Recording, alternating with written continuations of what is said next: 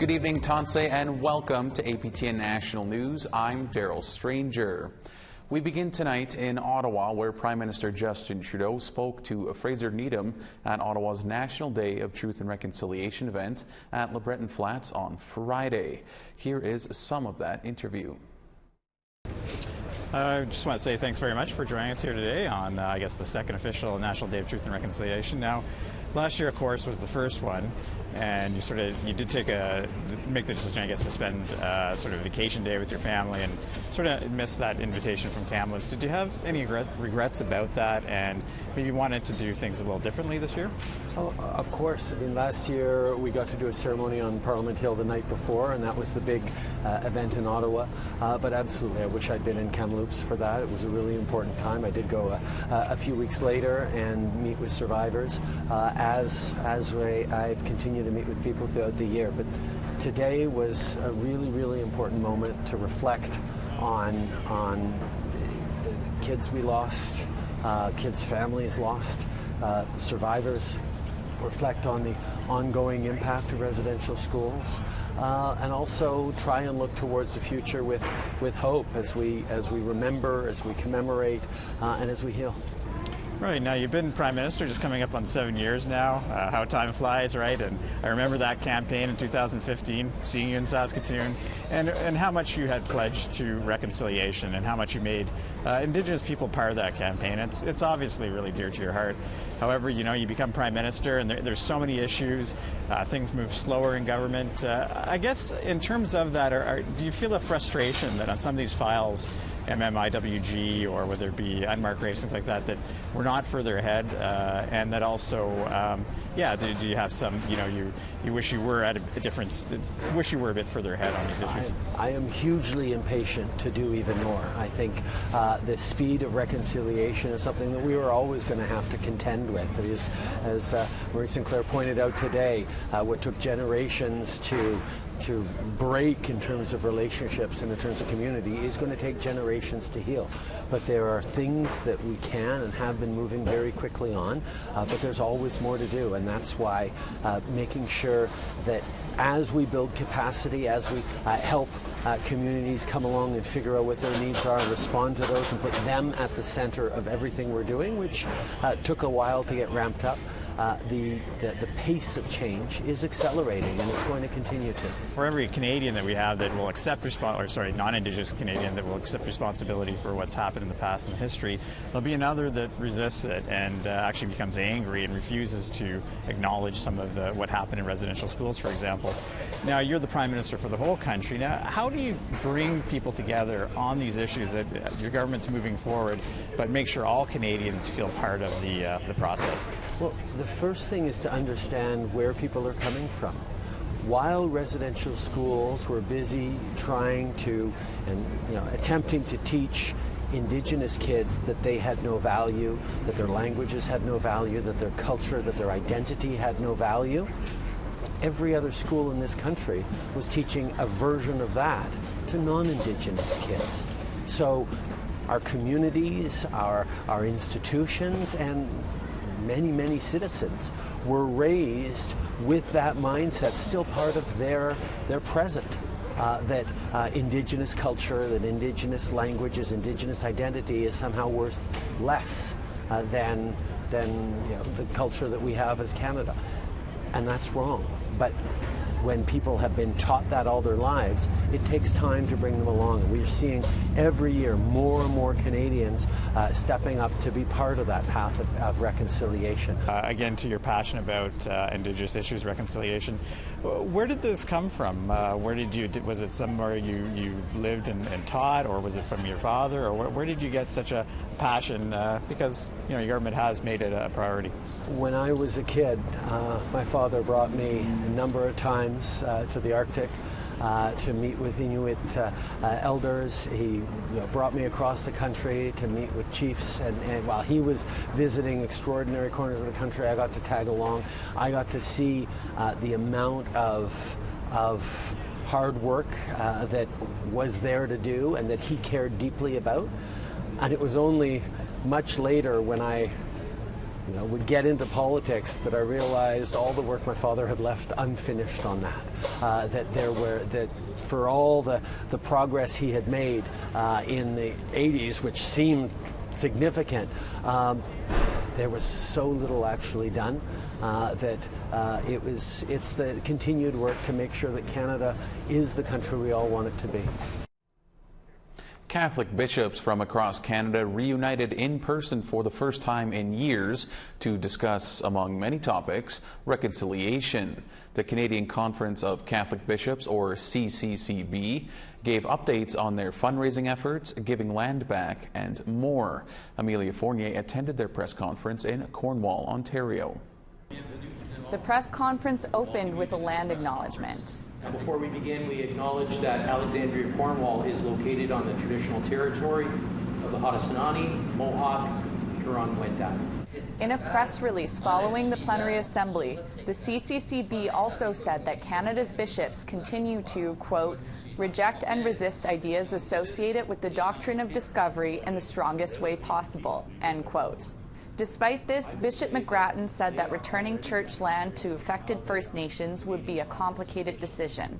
Part of what I know that bishops are doing is entering into these discussions with communities to understand some of the history of these land agreements, to understand the history of the presence of the Catholic Church in those communities, whether that be through a residential school or a parish. And I think at this point, as I've entered into discussions locally, I'm starting to see the complexity of this question. Last year, the Catholic Church said they'd raise $30 million for healing and reconciliation over the next 5 years through the Indigenous Reconciliation Fund. So far, they've raised $5.5 million. In comparison, the Canadian Catholic Church spent $18.6 million total on the 2022 papal visit. When asked why funds for reconciliation couldn't be made available sooner, Bishop McGrattan said it was to strengthen relations between local dioceses and Indigenous peoples. One of the decisions is to allow for that to be collected over 5 years, is to make sure that the local relationships, the ability for the local communities to identify the needs that will be most important and impactful. The bishops also approved guidelines for diocese archivists so that researchers and those affected by residential schools alike could access records easier. I think we are trying to take to heart what Pope Francis invited us all to do, is to make concrete what reconciliation is, and always to do it in a sensitive way. Emilia Fournier, APTN National News, Montreal. It's been 2 years since the death of Joyce Echaquan. In her final moments, the 37-year-old Atikamekw woman live-streamed staff at a hospital in Joliet, Quebec, insulting her. Her family is still asking the Quebec government to recognize systemic racism in the province, and they're hoping a civil lawsuit will bring the issue to the forefront. Tom Fenario and Shushan Bécon have the story.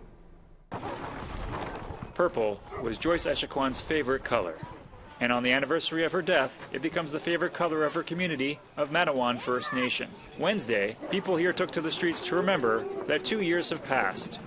2 years since Echaquan live-streamed hospital staff hurling insults at her shortly before her death. Echaquan's spouse, Carol Dubé, still struggles with the memory of her final moments. Quand j'ai vu la femme que j'aime, quand elle a crié dans nos cœurs, vous étiez là. Et aujourd'hui encore, vous êtes autour.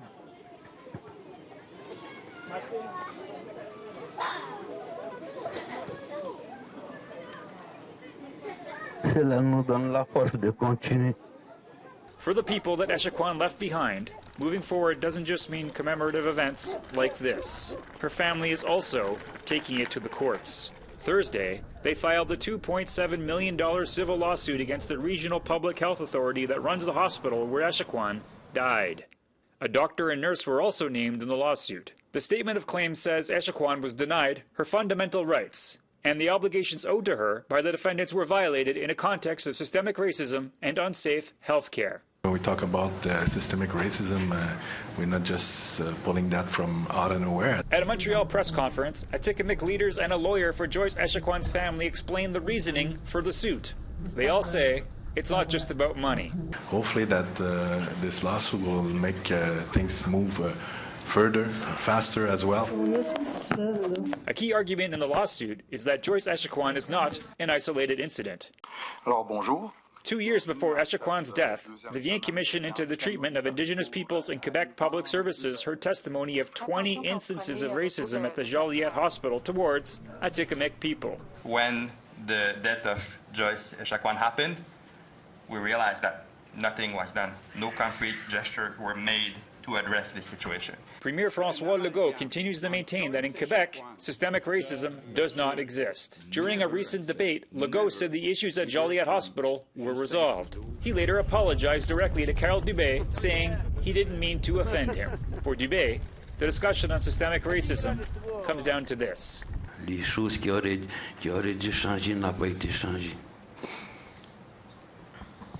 Puis on attend encore.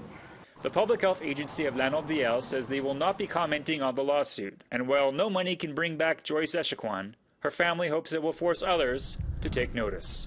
Tom Fenario, APTN National News, Montreal. It's time for a short break. Stay with us. More news coming up.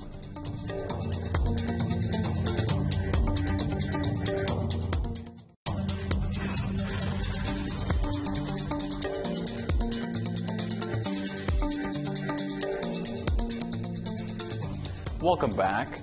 The first Mi'kmaq person to enter the Catholic order and become a nun is also a residential school survivor. Angel Moore brings us this story of Sister Dorothy Moore. Sister Dorothy Moore says people always ask, how could you become a nun? How could you ever think of becoming one of those people that punished you so much? That one of those people whose intent was to change you from. Moore, 89 years old, of the Member 2 First Nation, was taken to the Shubenacadie Indian Residential School when she was 10 years old and punished on the first day of class for not understanding English. It wasn't my language, and yet I was expected to understand. I was expected to understand what I was being told. And because I didn't understand what I was being told, I was being punished. It was the only residential school in the Maritimes where about 1,000 Mi'kmaq and Wolastoqiyik children were taken. Moore recalls the impact of that first day. I was terrified. I was terrified. I was terrified of this teacher. And I just had no way of understanding what I can do to make a difference for me. Moore says the children worked half days, laundry, cleaning, or cooking, but she was sent back to the classroom. And I put the wrong number down, and I get a whack in the head with a pointer. And this continued for at least a good hour, if not more.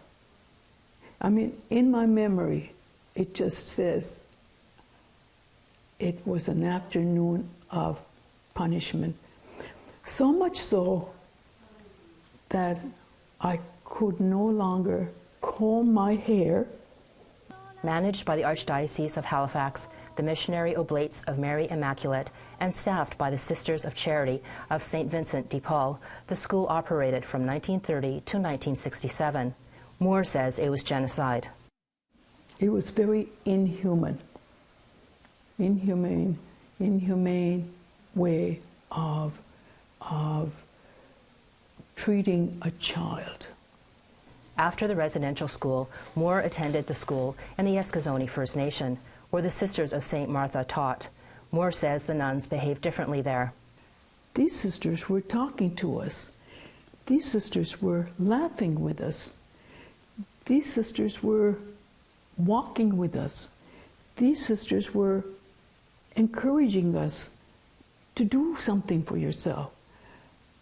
Inspired, Moore decided to become a sister of St. Martha.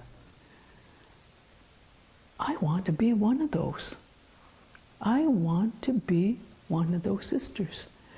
I want to be a sister to work with my own people. My own people. Moore continued school, became a teacher, and reformed the Nova Scotia education system to include Indigenous culture and language, reviving what the residential school tried to destroy. I was determined I was not going to be held hostage, that I was not going to be held hostage by them. Moore is still teaching. She wrote a book called A Journey of Love and Hope to share her story with others. Angel Moore, APTN National News, Antigonish, Nova Scotia. Two important historical figures of the residential school era are the focus of a new short film. It was put together by the First Nations Child and Family Caring Society and an Ottawa cemetery. APTN's Fraser Needham has more. After inspection, Bryce stated in a published report that 24% of the pupils who had been in the schools are now known to be dead. The film focuses on Duncan Campbell Scott and Dr. Peter Bryce. Scott was a top official with what was then called the Department of Indian Affairs in the early 20th century. He was a strong proponent of assimilation and the residential school system itself. Dr. Peter Bryce was the chief medical officer for the department at the same time, and he spoke out strongly against the unhealthy conditions at residential schools. Both are buried in Ottawa's Beechwood Cemetery. And Beechwood Director of Communications Nick McCarthy says it's important the cemetery reflect the true and most up-to-date history of the two men. Because history was always written by those who vanquished the other people. So in this case, we're having Indigenous voices, and we're having people really talk about Indigenous issues from an Indigenous point of view. So it's very, very important, and we're seeing that more and more, that people are being more receptive. Erica Wagner is the programming coordinator for the Beechwood Cemetery Foundation, and she put together the video that accompanies the radio program based on a 1978 CBC production. It's a reenactment of the writings of Bryce and Scott. Wagner says it was an eye-opening experience. It was just shocking, horrifying that all this information about the schools and the statistics were there so early. Like in 1907, he put the first document out to Duncan Campbell Scott, and the reason that he didn't try to fix anything was money. Jennifer King of the First Nations Child and Family Caring Society says because of Bryce's writings, Canadians were fully aware of what was going on in residential schools more than 100 years ago. He was one of the early, if not first, whistleblowers of the residential school system. And from his story, we learn that people of the time did know better. And I think that's something that Canadians in general are still reckoning with. And I think it's the message is that there's always people that are going to advocate, and you need to listen to those people to right the wrongs so that we don't do the same mistakes. Fraser Needham, APTN National News, Ottawa. All right, it's time for one final break. Still to come, a goodbye message for someone very special to us.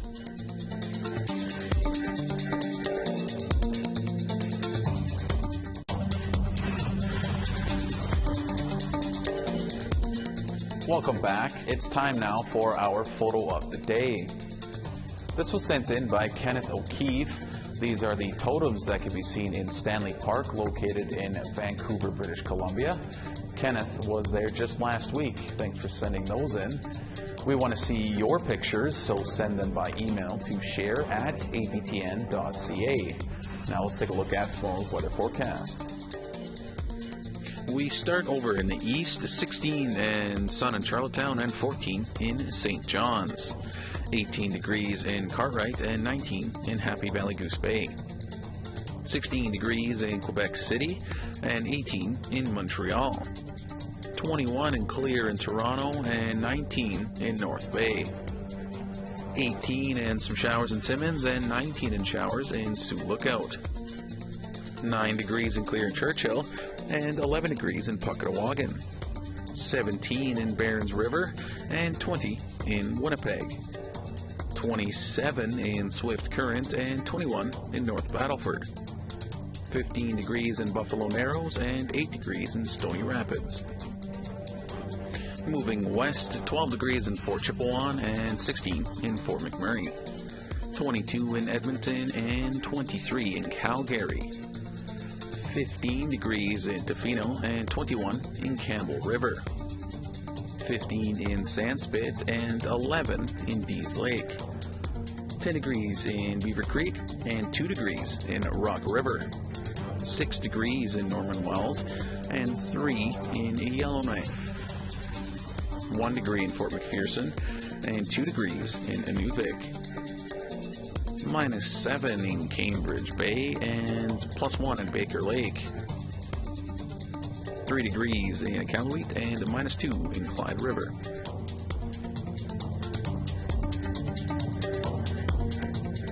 A Métis artist in Winnipeg has spent the past year making over 200 clay bowls in memory of the women in her family.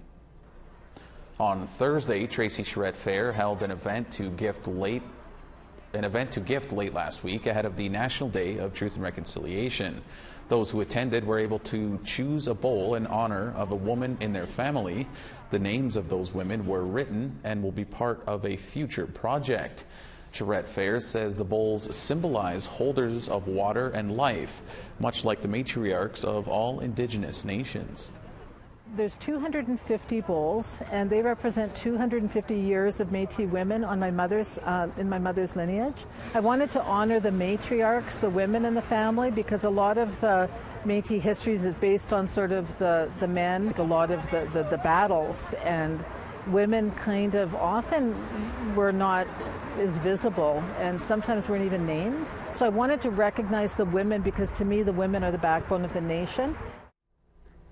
A fond farewell for us here at APTN as we said goodbye to host producer Melissa Ridgen just before the weekend. She worked at APTN News for 13 years.